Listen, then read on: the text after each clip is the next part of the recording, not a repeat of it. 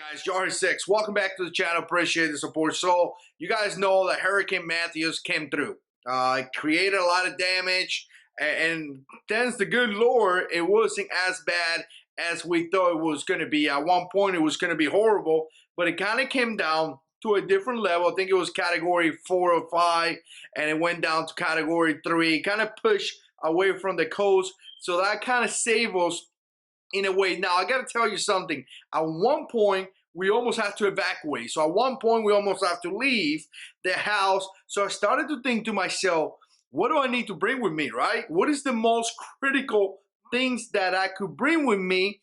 Because I didn't have the space. Now, we're talking about me, my wife. I got 3 kids. I got 3 dogs.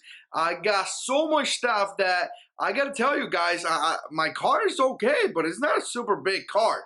So at one point you have to start saying, what am I gonna bring? And one of the things that I'm gonna bring with me is my guns. I mean, not because they cost a lot of money, but also because I'm not gonna leave weapons in here that someone else is gonna steal and use in a crime. To me, having my guns with me it has to be a critical aspect. Now, some of you guys have so many guns that may be a little bit difficult. I want to say that I got a pretty decent amount of guns, but it's not crazy neither. So you have to start thinking about really how you're going to evacuate not only your family, but your firearms, because like I said, I'm not going to leave guns here that is going to arm someone else. And check it out, guys. This is unbelievable. Criminals are waiting for the right moment to strike. They are. That's what they do. They're criminal. They are waiting for that moment to do something bad. And essentially, they're waiting for a situation like that to break.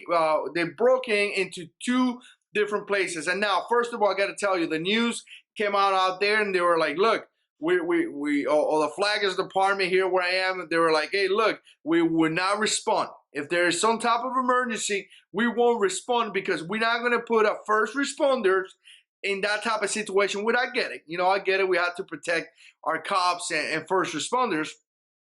But knowing that information, criminals did that, and they broke up to one of they broke in one of the places around here in my neighborhood that I don't really visit that much, and they stole 41 firearms. Now, guys, the one here in Palm Coast, it was about 41 rifles.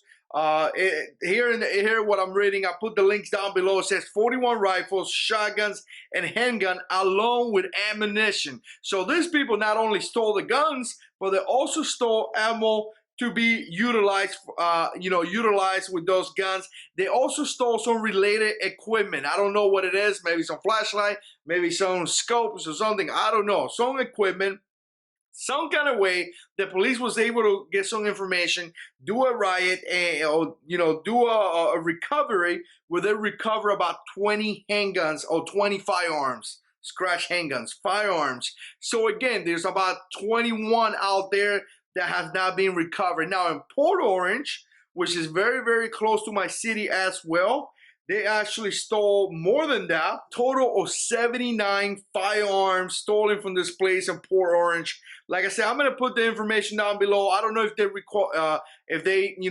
able to recover any of those guns, but I mean, total 41 plus 79 is 120 firearms. So again, that's a lot of guns, guy.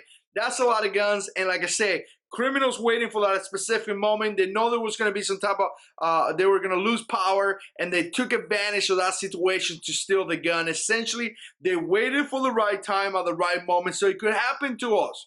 You know, we could evacuate.